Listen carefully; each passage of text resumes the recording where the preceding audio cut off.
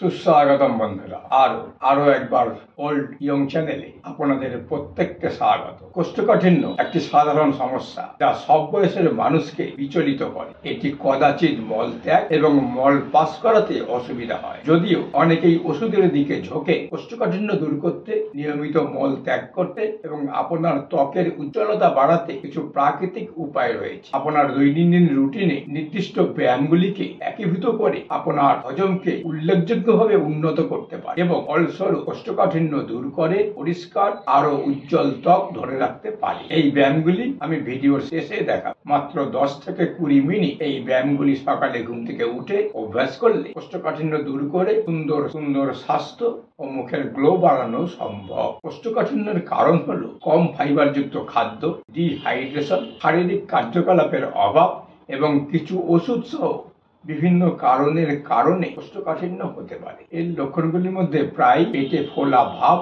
পেটে ব্যথা এবং পেটে অস্বস্তির অনুভূতি থাকে। দীর্ঘস্থায়ী কোষ্ঠকাঠিন্য অন্যান্য স্বাস্থ্য সমস্যার কারণ হতে পারে, তাই অবিলম্বে এটির সমাধান করা অপরিহার্য। কোষ্ঠকাঠিন্য সরাসরি আপনার ত্বককে প্রভাবিত করে।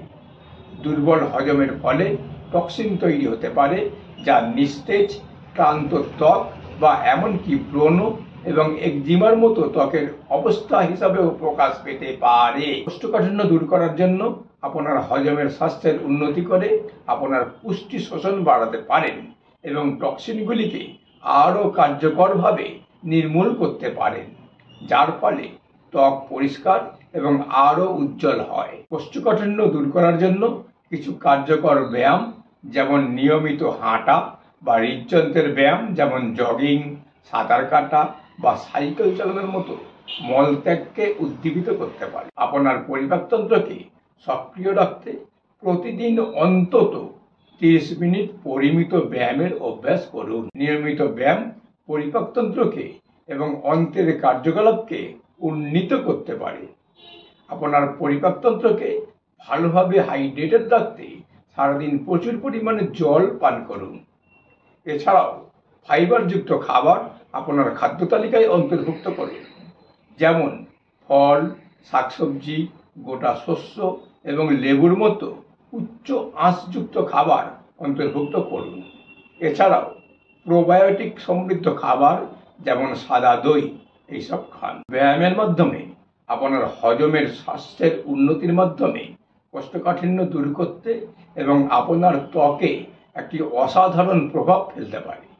যখন আপনার শরীর দক্ষতার সাথে বর্জ্য নির্মূল করে, তখন এটি আপনার ত্বককে প্রভাবিত করে, টক্সিনের সম্ভাবনা হ্রাস করে। উপরন্তু নিয়মিত শারীরিক ক্রিয়াকলাপ রক্ত সঞ্চালন বাড়ায়, যা আপনার ত্বকের কোষগুলিতে অক্সিজেন এবং পুষ্টি সরবরাহ করে। একটি প্রাকৃতিক আভা দেখা যায়। ধারাবাহিক ব্যায়াম রক্ত সঞ্চালন উন্নত করে এবং একটি স্বাস্থ্যকর বর্ণ বজায় রাখতে সাহায্য করে। ভিটামিন, খনিজ এবং অ্যান্টি অক্সিডেন্ট সমৃদ্ধ একটি সুষম খাদ্য ত্বকের স্বাস্থ্যকে সমর্থন করে। প্রতিদিন অন্তত 7 থেকে 8 ঘন্টা ঘুমাতে পারেন তা নিশ্চিত করুন, কারণ এটি আপনার ত্বককে মেরামত এবং পুনরুজ্জীবিত করতে দেখা দেয়। একটি নিয়মিত স্কিন কেয়ার রুটিন বজায় রাখুন, যাতে ক্লিনজিং, ময়েশ্চারাইজিং এবং আপনার ত্বককে সূর্যের ক্ষতি থেকে রক্ষা করে। কোষ্ঠকাঠিন্য শুধু একটি অস্বস্তিকর অবস্থার চেয়ে বেশি হতে পারে। এটি আপনার সামগ্রিক স্বাস্থ্য এবং ত্বকের চেহারাকেও প্রভাবিত করতে পারে।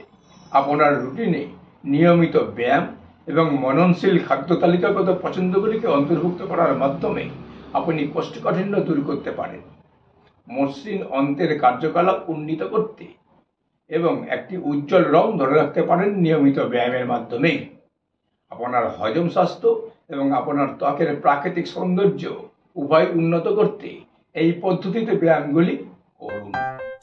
সকালবেলায় ঘুম থেকে উঠে 1 গ্লাস পরিমাণ উষ্ণ জল সব থেকে ভালো, না পেলে নর্মাল জল খেলেও হবে।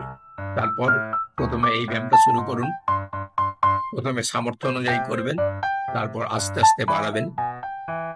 মিনিমাম 20টা এইটা করবেন।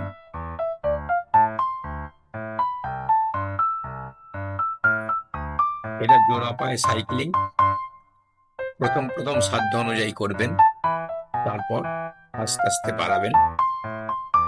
মিনিমাম 20টা।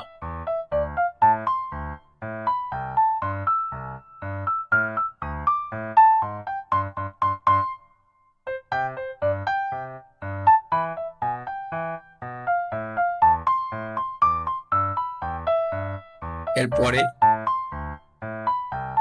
জোড়া পায়ে উল্টো সাইক্লিং করবেন।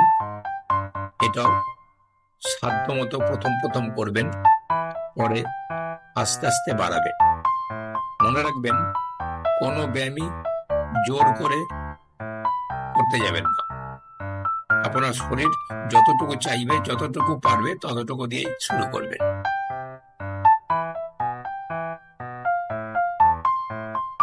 এটা সিম্পল সাইক্লিং, এটাও প্রথম প্রথম সাধ্য মতো করবেন, তারপর আস্তে আস্তে বাড়বে। এরপর উল্টো সাইক্লিং একই পদ্ধতিতে করে যাবেন। প্রথম প্রথম সাধ্য মতো, তারপর আস্তে আস্তে বাড়াবেন।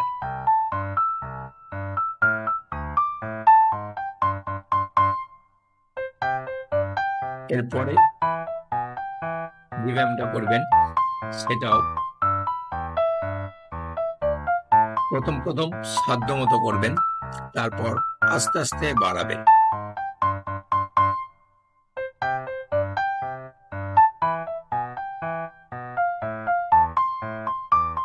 এটাও তাই, প্রথম প্রথম সাধ্য মতো করবেন, তারপর আস্তে আস্তে বাড়াবেন।